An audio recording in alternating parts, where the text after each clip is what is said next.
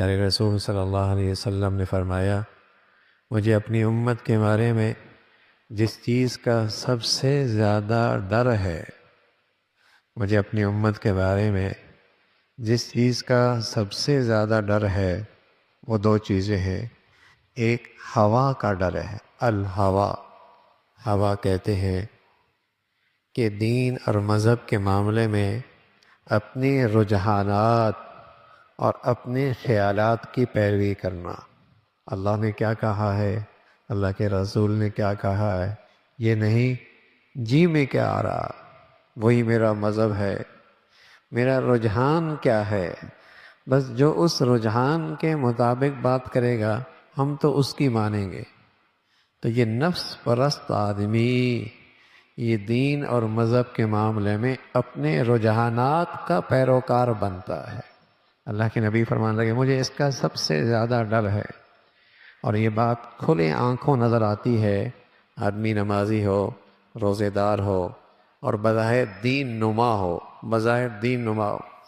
اور کتنا ہی بے دین آدمی کوئی ایسی بات کہہ دے جو اس کے رجحان کے مطابق ہے، فوراً مان لیتا ہے، اور کتنا ہی با کردار تقوی شعار آدمی ایسی بات کہہ دے جو اس کے مزاج کے خلاف ہے، فوراً انکار کر دیتا ہے۔ تو اصل یہ آدمی نفس پرست ہے، جو اس کے نفس کے مطابق بات کرے اس پر ایمان لے آتا ہے۔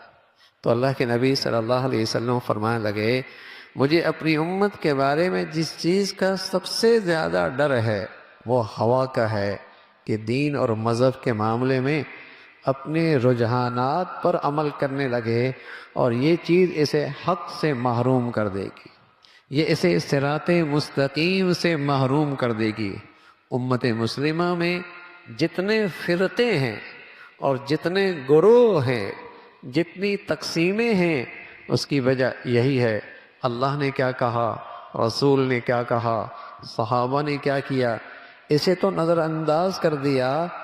جو طبیعت میں آیا اچھا تو وہ اچھا کرنے لگا، جسے طبیعت نے نہ چاہا اس کا انکار کر بیٹھا۔ یہ امت میں فرقوں کی بنیاد بنی۔ اللہ کے نبی فرمانے لگے میری امت میں کئی گروہ میں یہ امت تقسیم ہو جائے گی۔ پوچھا گیا یا رسول اللہ حق سچ والے کون ہوں گے؟ فرمایا ما انا علیہ و اصحابی، جو میرے طریقے کو دیکھیں گے اور میرے صحابہ کے طریقوں کو دیکھیں گے۔ تو فرمانے لگے جو آدمی نفس پرست ہے وہ حق کے راستے سے، صراط مستقیم سے محروم ہو جائے گا۔ وہ عمل، اور دوسری چیز جس خطرے سے اللہ کے نبی نے آگاہ فرمایا وہ ہے دنیا کے معاملے میں لمبی لمبی آرزوؤں کو پالنا۔ بڑی ہی لمبی پلاننگ ہے، بازار میں کفن تیار ہے اور زبان حال سے اسے کفن بلا رہا ہے، اور اس کی پلاننگ دیکھیے ذرا، ایسا لگتا ہے ایک صدی اور اس کی زندگی گزارنی ہے۔ تو اللہ کے نبی فرمانے لگے دوسرا جس چیز کا مجھے سب سے زیادہ خطرہ ہے کہ میری امت میں یہ بیماری بھی آئے گی کہ دنیا کے معاملے میں لمبی لمبی آرزو اور پلاننگ ہوگی، نقصان کیا ہوگا؟ فَيُنْسِيَ الْآخِرَةَ، یہ اپنا کل بھول جائے گا، اپنا جانا بھول جائے گا، اپنا وطن اصلی بھول جائے گا، جس سفر پہ اس نے روانہ ہونا ہے اسے فراموش کر بیٹھے گا۔ یا صاحبی لا تغترر بتنعمی فإن النعیم یزول والعمر ينفذ وإذا حملت على القبور جنازة فاعلم أنك بعدها محمول۔ اے میرے دوست کس دھوکے میں گیا؟ یہ صحت گئی، یہ جوانی گئی، یہ حسن گیا، یہ کمر جھکی، یہ گھٹنوں میں درد ہوا، یہ جیب خالی ہوئی، اور ایک دن آئے گا تیری زندگی کا چراغ بھی بجھ جائے گا۔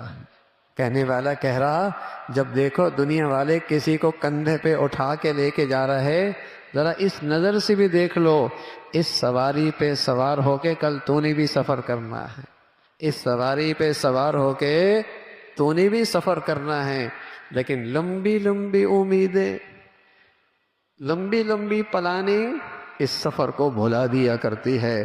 تو اللہ کے نبی نے اپنی امت کو خبردار کیا ہے کہ تمہارے زندگیوں میں اور تمہارے گھروں میں اور تمہارے دلوں میں یہ دونوں بیماریاں نہ آنے پائیں، یہ سب سے خطرناک وائرس ہے، یہ سب سے زیادہ خطرناک وائرس ہے جس کی خطرے کی خبر اللہ کے نبی دے رہے کہ آدمی دین اور مذہب کے معاملے میں اپنے خیالات کے رجحانات پہ عمل کرے اور لمبی لمبی امیدوں پہ زندگی گزر رہی ہو۔ اللہ ہم سب کو محفوظ فرمائے۔